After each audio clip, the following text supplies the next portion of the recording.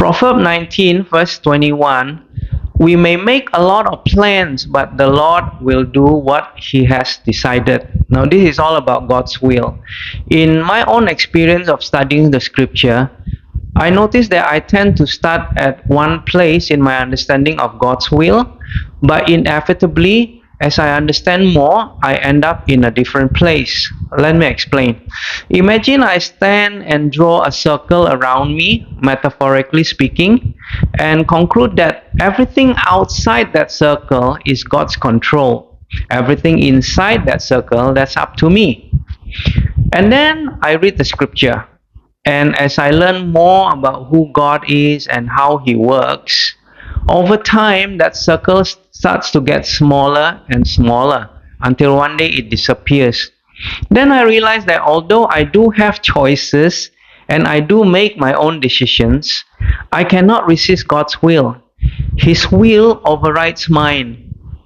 If I make sinful choices or decisions, God will use them to mold me into a man who will ultimately come to trust the Lord rather than to trust in my own plans and schemes. This process of understanding God's will and surrender it to all to Him doesn't happen overnight. It will take years and years of difficult training through joys and sufferings. But understand that nothing is outside God's will and control. There's no point in drawing a circle and say, God, you got that, I'll take care of this. My own line means nothing. But here's the great news.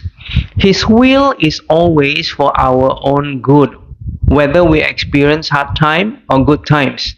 This is what Paul says in Romans 8, verse 28. He said that, and we know that in all things God works for the good of those who love Him, who have been called according to His purpose. Understanding and having this mindset, we can rest on Him, and our burden is light and our yoke is easy, as Jesus says in Matthew 11, 28 to 30. He said, come to me, all you who are weary and burdened, and I will give you rest. Take my yoke upon you and learn from me, for I am gentle and humble in heart, and you will find rest for your souls. For my yoke is easy and my burden is light.